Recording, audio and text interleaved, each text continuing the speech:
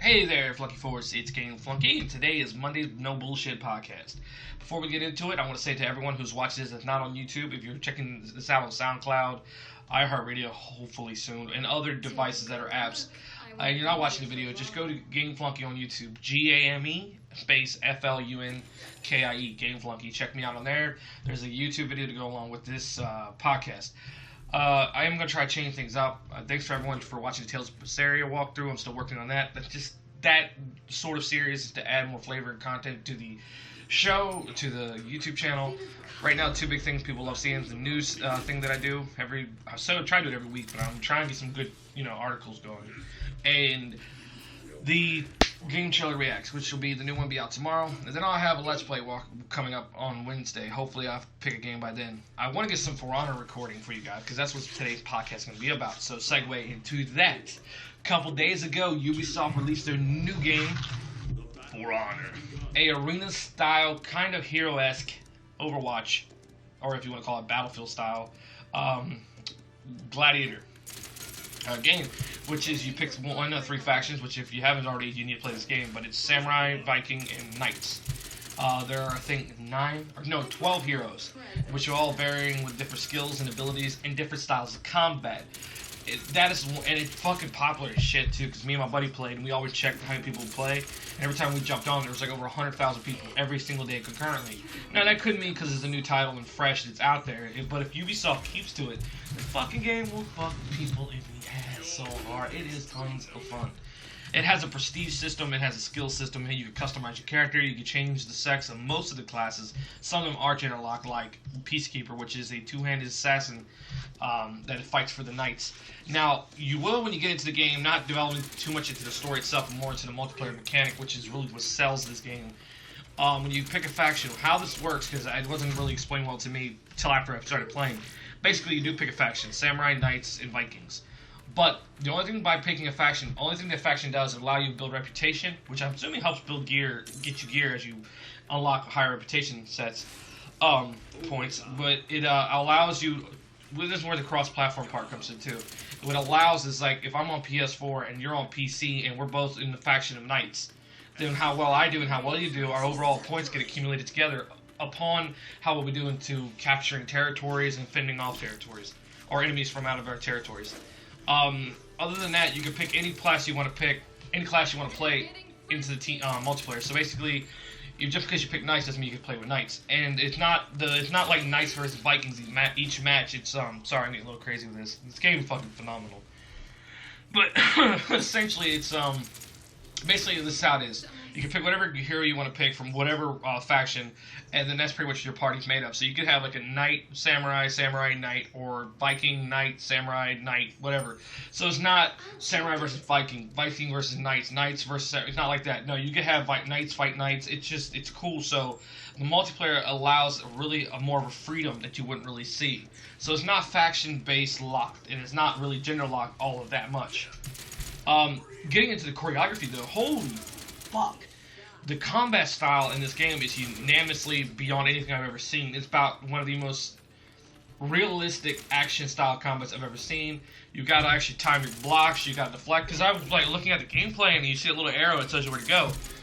Dude, it ain't just simply deflecting and blocking. It's blocking, countering, stepping back, ripetosing. It's applying all these different fighting mechanics that go into close quarter combat. Along with, you do have abilities, not like abilities like special power-ups that make you like stupid strong, unless you're playing Peacekeeper and you know what you're doing, like guy truly.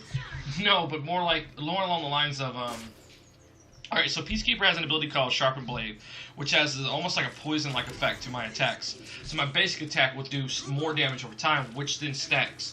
And if I have this Fear Itself ability, which is the AoE that surrounds me, is any hero that steps in, which is the other enemy player, steps to that ring, they lose stamina and defense. So stamina regen goes lower. So, and stamina is a big thing. Okay, so what stamina basically is how much you're allowed to move and attack. And if you don't have good stamina mitigation or control and you run out of stamina, your screen goes kind of gray and you kind of move sluggishly. You kind of can still deflect and everything, but you're going to move a lot slower. Now, for your speedsters like me, it's not really much of a problem unless you're getting hit by somebody who's really heavy attacker, like a warden per se. The thing is, though, what really is cool about that, it doesn't mean you just can wail all day. You actually have to time your attacks. You got to really pace yourself like in actual combat. You got to step up, back off. You got to do all these different things that really make fighting realistic combat. Realistic combat. The maps are pretty cool. There's different modes. You got elimination, skirmish. You've got so basically elimination is like team deathmatch. Skirmish is like brawl, pretty much a brawl. It's a team deathmatch, but it's just smashing the shit out of each other. Just imagine a giant mosh pit of fighters, but it's your team versus their team. You got Dominion, which is capturing points, kind of like Battlefield's Conquest. Then you got duels, which is 1v1, 2v2, 3v3, I think. No, 2v2, I think the highest it goes. Duels are fun. I mean, there are some classes that are broken, or not broken, but really overpowered. There's some of your more beefy classes. Like I think the Viking has this guy with a giant halberd-looking thing. No, giant not mace, but like polearm. There you go. And he could charge you and throw you down and like knee you in the face and stun you. And then while you're stunned, you're disoriented, so you can't really tell what direction they're attacking you from. So you gotta watch the movement of the character itself. Then as you're getting up, you still got to like kind of shake off this disorientation that you have. So there are some classes with annoying fucking abilities. That's without saying a damn thing. What else? What else can I say? It's not pay to win, but you do have an item wall. There are a lot of shit like you can increase your XP output. Now basically what this is called the champion status. What this allows is 25% increased XP. You also get more items off a drop, so you can customize your character's look, but your look is not really affected that much.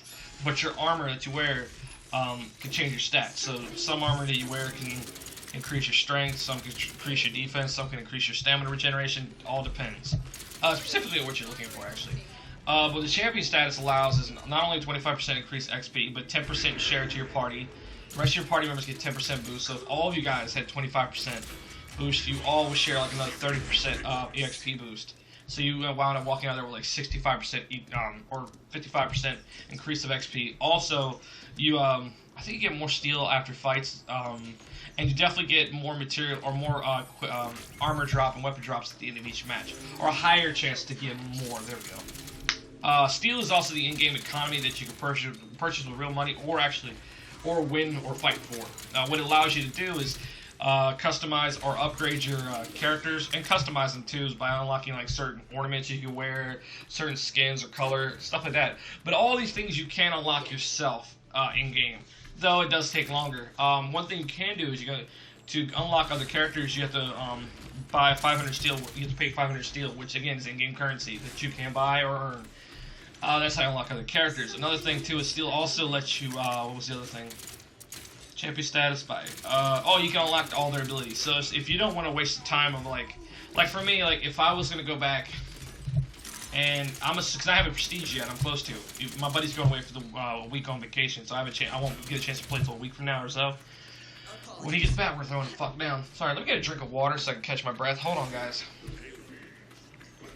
Anyway, sorry, I'm like fucking super. I should turn this into a let's play, but I don't have it. Anyway, so what allows then is steel allows you to what was that?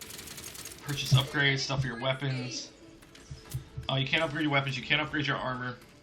Unlock your abilities. So if I were to prestige, I don't know how prestige works yet. But if you prestige, I'm assuming you reset all your skills. So in the case of me, if I was like, all right, I don't want to like waste the time unlocking all my skills. I got a setup I want. I pay 1,500 steel. 5,000 steel, I think it is $5. Just to get that regard. So 100,000 would be like $100. I think though, don't quote me on that, but I think it's about the right mathematics. But anyway, but you can unlock all your skills by paying 1,500 steel, and that goes for all characters. So, but yeah, no, Peacekeeper is one of my favorite. All the classes, I love them. I just like, this is a game that pisses you off because you want to learn each class and like learn to. But what's cool too is the thing about For Honor, and this is what I'm gonna end on. This is the first game I think I've ever played where it's truly based on skill. Yeah, you got the armor that'll affect your stats. Yeah, you've got the skills that can make you crazy. But I have fought people with prestige, like 1 or 2, with a gear score, because they do have gear scores in this game, and that does affect certain other things. Blue gear score, which is 44 and higher, I think, like around 30 and higher, and I've crumpled them, like I eat them alive. And I'm not putting down anyone that's like that, but I've always said this about prestiging and higher gear score. You can suck ass and get prestige. It'll take you longer, maybe. And I'm not saying I'm the best player. I am not. Obviously, I've got people that would cremate the fuck out of me. What I am saying, for players that are new to the game, do not let somebody tell you how hardcore it is. Yeah, it's hardcore, but what this is like my father always told me, and this is hard to figure. It's hard to do this in video games because video games really set a curve, especially games that have stats and stuff like that. It really sets this curve where players are always going to be superior. But in For Honor, I am telling you now, I give you my word, if you practice enough, gear won't matter for shit. You will cremate whoever the fuck you want. As long as you practice, as long as you maintain, as long as you understand stamina mitigation, and your own strength and weaknesses. And I guarantee you, stats and equipment won't matter for shit. It'll be based off of skill and timing at that point. I promise you. I promise you. I promise you. Yesterday, Peacekeeper, a high attack character, low defense. I walked out of a match in Dominion 19-2 because I cremated the fuck out of everyone. I'm telling you. It's just, and do I ever, and look, I'm not talking, again, not talking shit. I will walk out of matches like 2-18. People will beat the dog shit out of me. It's a matter of skill, a matter of understanding your opponent, because every opponent's different. It's actually like real combat. Alright, there I go. I rambled on enough. I hope you guys enjoyed this. I hope it's enlightening for you. I love you guys. It's Game Flunky signing off. Stay tuned next time. Hopefully I'll have that for on a Let's Play in about a week or so. Other than that, regular schedule. See you later. Ooh, I like the heels. Just what the doctor ordered.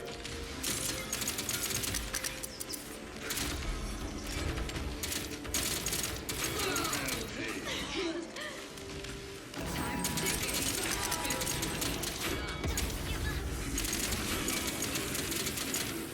That's 7 in a row. Enemies are firing on me.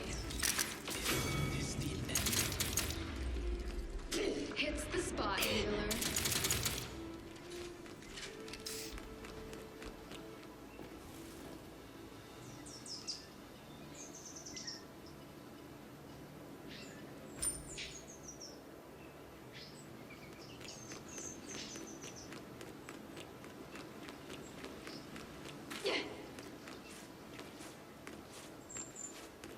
Point spawning in 15 seconds.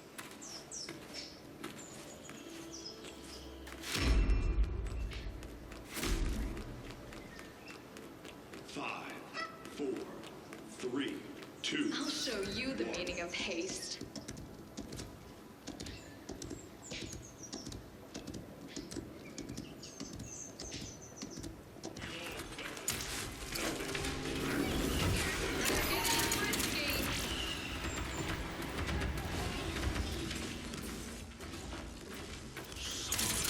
That's not ready yet.